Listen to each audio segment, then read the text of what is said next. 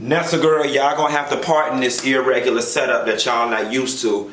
I'm in here moving things around, but I wanted to show y'all a little bit of Saturday love about this R. Kelly situation. I'm gonna be real with you.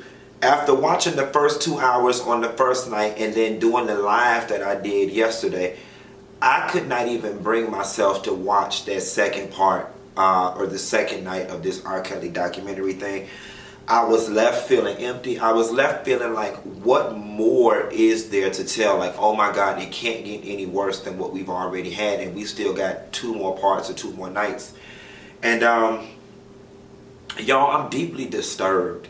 And I'm disturbed for so many reasons. I think, okay, now that I've gotten over the primary shock of he really did do this stuff, my mind, body, and soul is stuck on the how did we let this happen.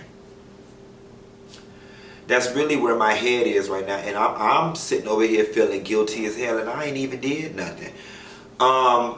Before I jump into the video though, somebody did point out something in the comment section yesterday on the live that I did, and they said, although we celebrate R. Kelly for being a musical genius, has anybody tested his IQ? People with autism tend to be genius in one area and deficient in others. And by no means am I making a comparison to him and people with autism.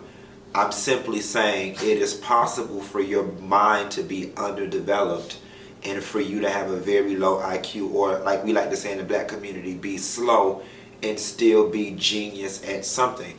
Case in point, you know, my brother, my mom adopted 2 kids, so my youngest brother, his biological mom was a crackhead, and so growing up in school, he, you know, was deemed having learning disabilities, but he can draw his ass off. Like it just comes natural to him. So it is possible, and I'm not being an R. Kelly apologist or excusing him. Y'all know me, I'm just seeking to understand. Even his deviant behavior, I'm not looking to excuse it. I'm looking to understand it. And, you know, that made me say, you know, I mean, obviously he was covering this shit up, so he was aware that it was wrong. But was he aware that it was wrong?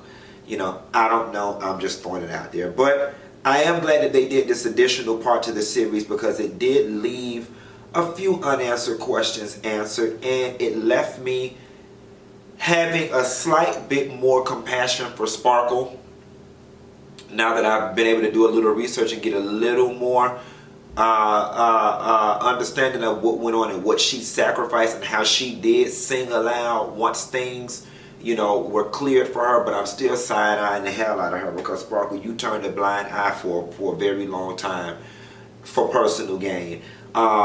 And this series also has left me feeling a lot of compassion for what Andrea had to endure.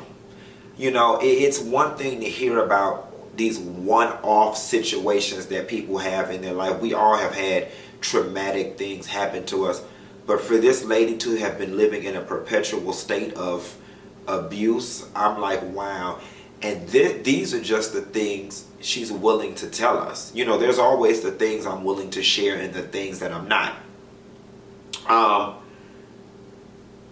At this point, there are 2 people that I'm upset with, and I don't know the law, my legal following. Y'all gonna have to jump in and help me out with this. But I definitely think that tour managers should be up on charges. You know, he flat out said on this documentary, you know, we worked for him. This is what he wanted to be done, so we did it. And then the fact that you got the nerve to have your shiesty ass on TV, like, I'm starting to wonder, are you about as slow as R. Kelly, man? What are you doing? Either that or your bill's real backed up.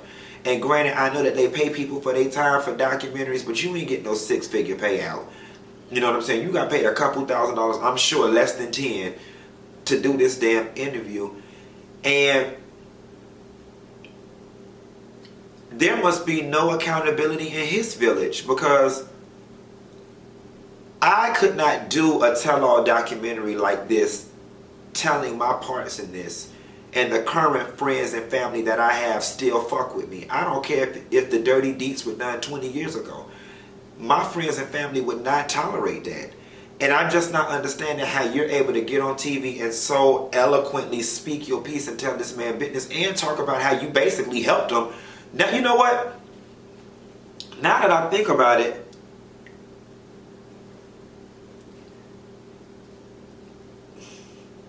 you almost worse than R. Kelly. I'm 2 seconds away from giving R. Kelly an insanity defense. I really am. And I don't know what's wrong with me. Maybe it's just the human in me. But I feel more sad for R. Kelly than I do outraged. Now let me prioritize my sadness. I feel even sadder for the victims.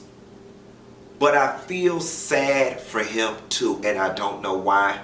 And I know a lot of people are like, fuck him, how could you? I don't know why, but my heart weeps for this man.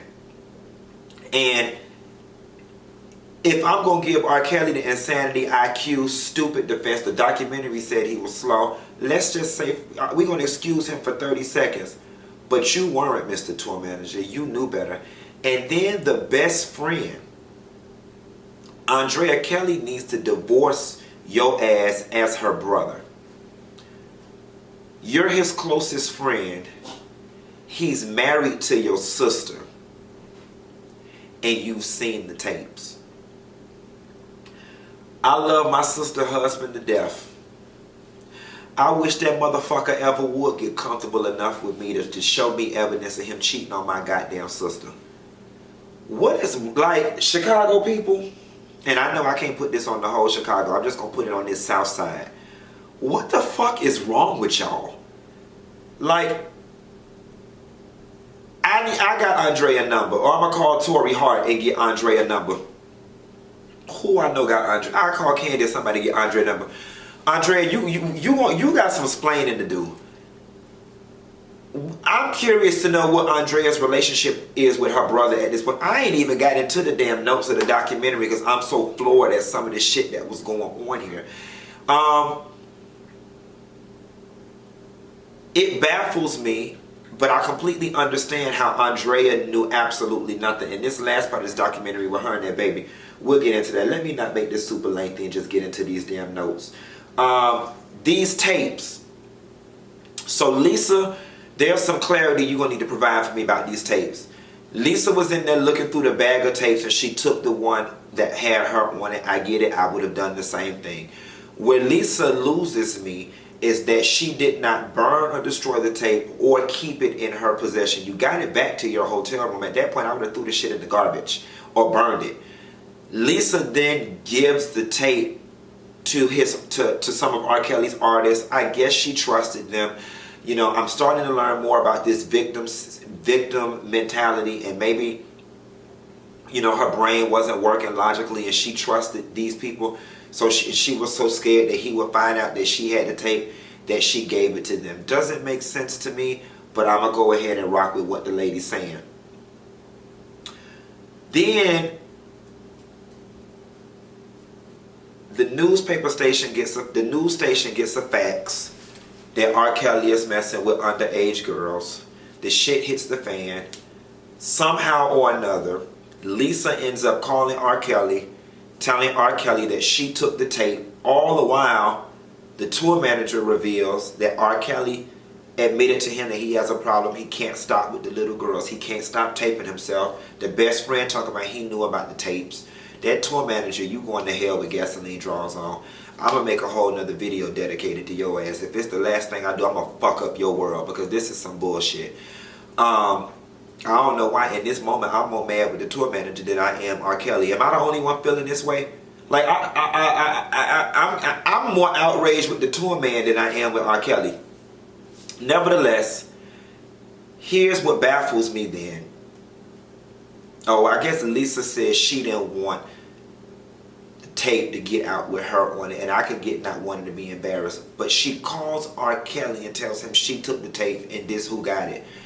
It would seem to me that she would have went to them people directly, or she would have tried to facilitate getting the tape back for herself. She gets the tape and gives it back to R. Kelly. They facilitate payment, whatever, and copies were made.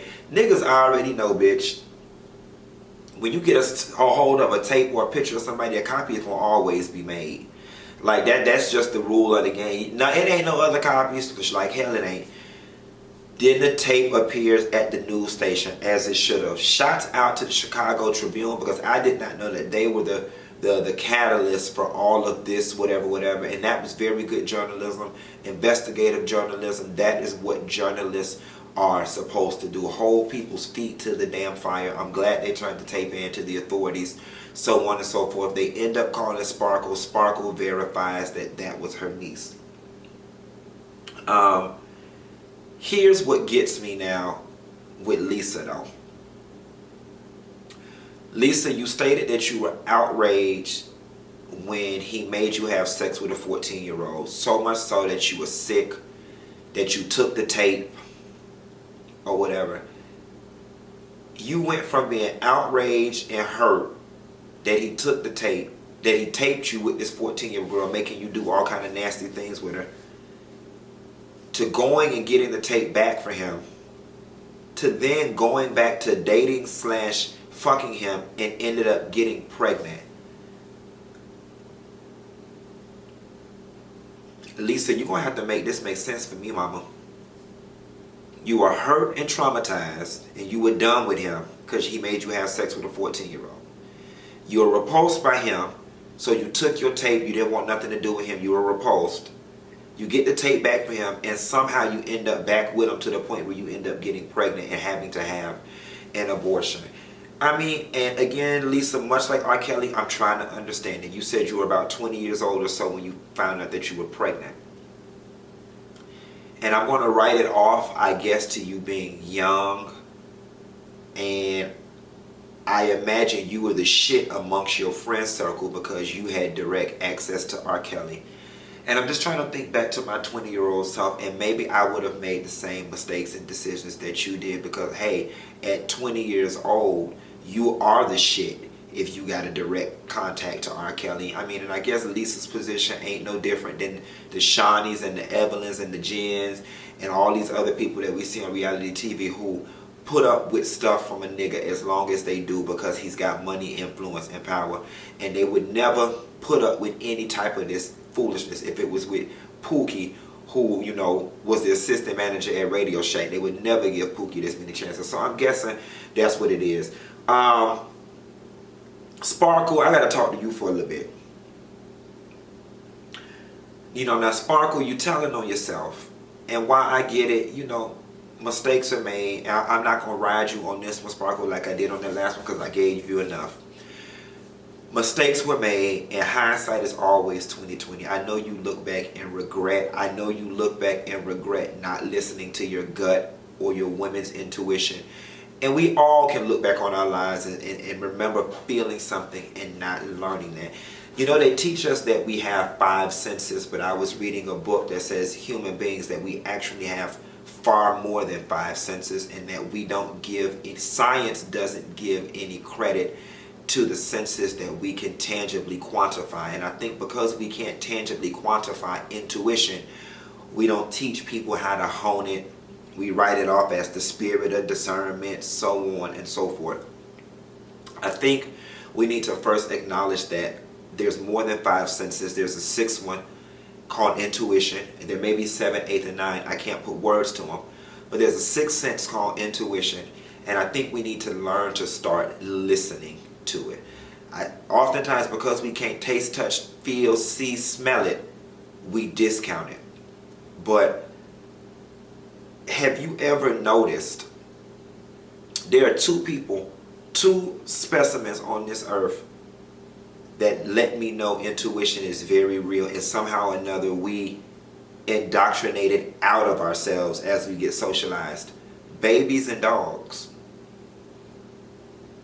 Babies and dogs. Since the time I was little, I don't fuck with nobody that no baby won't go to. Or that babies look, you ever handed off a baby to somebody and the baby looks frightened? It's a difference between the babies that are nervous because they just don't know who this is and they want their mommy back. But you ever seen babies have that mortified look like this person is a monster? Them and dogs. Sometimes I invite people over to my house and I got the most, Buddy is the most loving dog on earth. He's so loving, he'll let somebody break into my house and run off with him because he takes to people so quick. But sometimes I'll have a friend that'll bring a friend over and my dog will not go to their ass, and I'll watch that person. It's just the spirit. It's called intuition. Listen to your babies and listen to your dogs. Sparkle, I'm sure she regrets not listening to her intuition, and hopefully she's honed that since then. I get Sparkle doing this documentary as her way of trying to atone, because I'm sure she feels guilty. I mean, Sparkle, your job on this earth is to protect the youngins, your youth, your family, and you put her directly in the line of fire. Again, the prayer that I made yesterday on my live is, Jesus, never let me be in a position where I am so desperate that I have to turn a blind eye to things that have happened in my life or happening to me for money. And yeah, you know, y'all, we could sit here and talk shit all day long, but some of y'all don't know what it feels like to be hungry.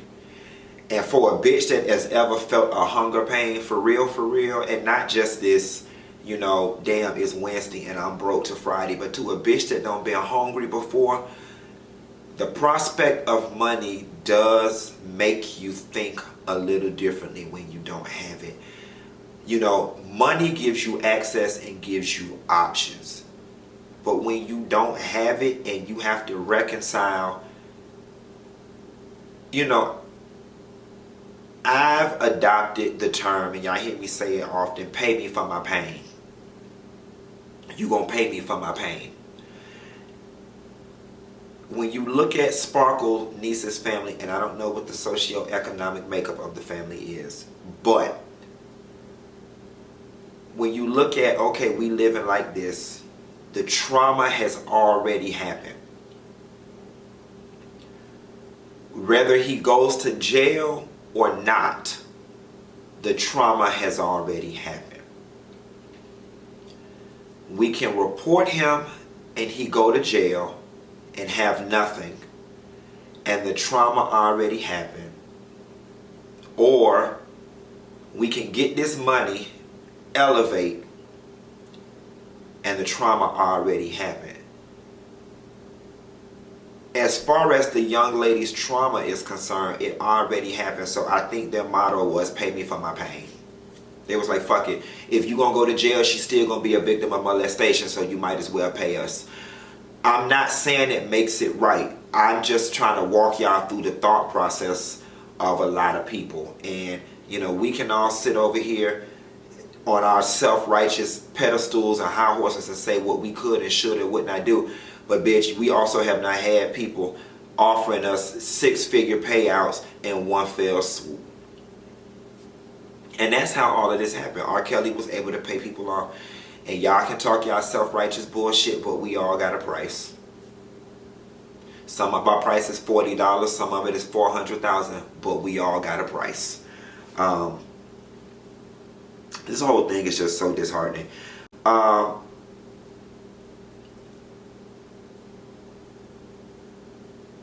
Sparkle lost me when she said, I heard things, but to see it.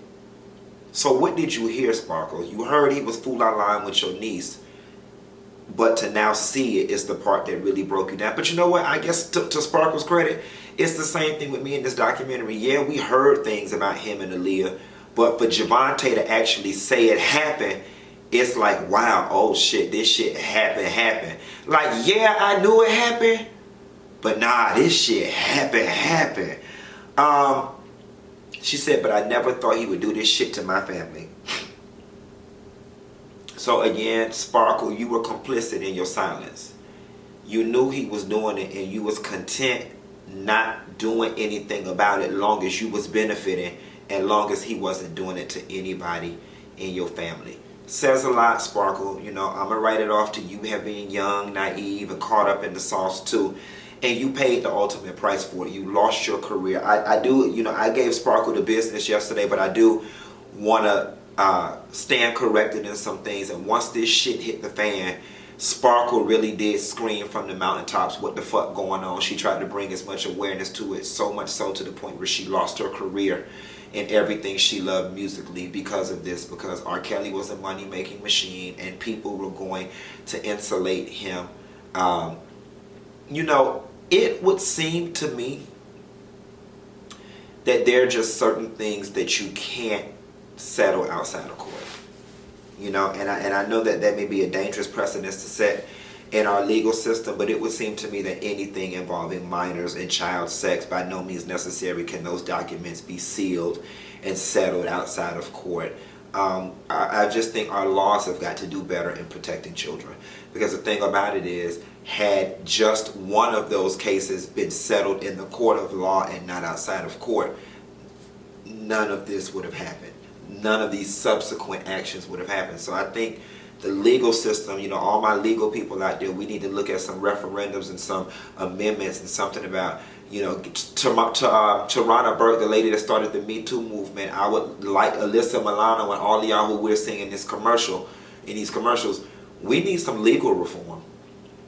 There should be no way in hell you can settle outside of court on anything that involves a minor, especially when involving sex. That shit, there's no settlement. And I think too, there are lawyers that have to draft up these type of documents. I think just like doctors have to take the Hippocratic Oath, I forgot what the oath is that lawyers take, but they need to amend that oath to say that anything that involves sex acts with minors, that there is no confidentiality, and attorney-client privilege goes out the window, and all that kind of shit when it comes to fucking children. Like, these laws, the way they are written right now, are to protect grown-ass men, grown-ass white men, to be honest. And fuck that. The laws should always lean towards the protection of the vulnerable. And that needs to be the children. Going back to this sex tape, John Legend touched on how you were able to get it. And it's funny because I had to check my own self for retroactively being outraged in 2019. But in 2001, 2001, when I first saw the sex tape, I wasn't outraged. I thought the shit was funny. I thought it was salacious. I indulged in it. I think most of America did. And so now I'm asking myself, what was wrong with me that I wasn't mad, that I wasn't disgusted? I was more infatuated with the fact that it was R. Kelly on tape doing something than I was about the fact that he was with the little girl. Now, I give myself some slack because I was 19. So, I mean, what the fuck do I know at 19? And I guess that's the same slack I've got to give Lisa and Javante and all these other ones, because me and my friends, I mean, we had a meeting at my apartment and we were sitting around laughing. Like, oh shit, he peed on her. Hell no. Like, it was a sporting event. And I wish then maybe that there would have been an adult in the midst of us, or somebody older than us, to have pointed out to us that we shouldn't be laughing at this and that this is wrong. I also seen a lot of memes going around on social media right now talking about everybody want to hold their nose up and point their hands at R. Kelly. But let's think back to high school where everybody thought it was cute to be an 11th grade dating a 25-year-old. And now that I think back at it, a lot of my homegirls had niggas in a box Chevy with beat out picking them up after school. And now that I think back at it, I got a couple friends, that was fucking 25-year-old niggas in high school and calling themselves going with them. I got a few that subsequently ended up getting married to them. What about the homegirls in high school that was fucking the security guards? Like, come on, y'all. Let's not pretend like this shit wasn't going on. We just called it, now that I'm older and I know better, I can give it its proper term. Back then, we thought the shit was cute. We thought the shit was hot because you had a nigga to give you $20 for your beeper bill and to get you some McDonald's. But nah, that was preying on children back then. But we thought it was fly that you doing something that you don't pull you a nigga with a car. Because you remember, that was the shit, man. The nigga had a car. It got tents. He got 2 12s in the back. He picking me up from school while all my friends walking, giving me and all my friends a ride home. You thought you was the shit.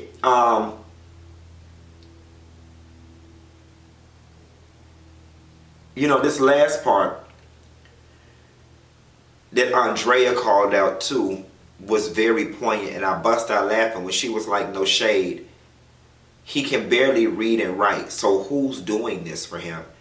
And you're right. R. Kelly was well insulated. He was very well insulated by the people around him. And I love me some Amanda Seals because she said something very poignant on her Instagram that I came across either last night or this morning.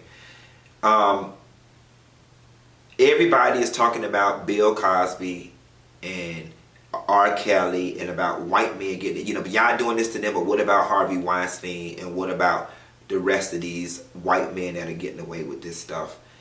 And I'm going to tell y'all something. I agree with Amanda Seals when she said, in a nutshell, I really don't give a fuck about Harvey Weinstein and the rest of these white men. White men have been raping and pillaging from the beginning of time. However, I do hold my brothers to a higher standard, especially when it comes to black women. Basically, her attitude was, I don't give a fuck about what's going on with white folks. They've been fucked up. And I adopt the same attitude. Don't tell me nothing about them damn white folks. They've been fucked up from the beginning of time. White men been fucked up since the beginning of time. But when it comes to our sisters, we should expect black men to be held at a higher standard than white men. And yes, they should be treated equal in the court of law. But that's a battle that's honestly at this point at the bottom of the totem pole for me. I'm not worried about a white man being treated the same as a black man in the court of law when it comes to molestation and stuff, when black men don't even value black girls the same way white men don't value them either. Let's address that first. Once we fix that problem and get our brothers to value our black women 100%, then I'll have enough energy to fight. After they start getting molestation stuff, we need to treat them the same way. Sometimes in the black community, we have our outrage prioritized wrong about the things that we be worried about. We got so much other shit within the community that needs to be fixed before we can even start delving into comparisons between how blacks and whites are treated. Let's focus on fixing what we can fix first in-house and deal with that external shit with these white folks later. Ooh, I almost slipped up and said something. Not in 2019, devil. You won't get me. The boycott devil will not get me in 2019. Javante.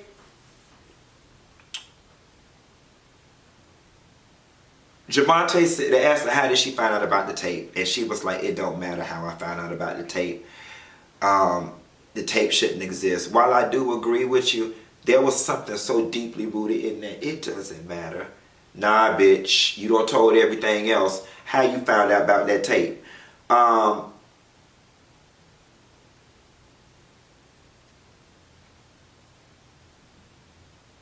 Sparkle lost her career over this, and last but not least, Andrea says in the middle of the night she was shipped off on a bus to Florida, did not know anything, and damn near almost lost her child, and R. Kelly was nowhere to be found. And then the next morning, she sees this stuff on the news.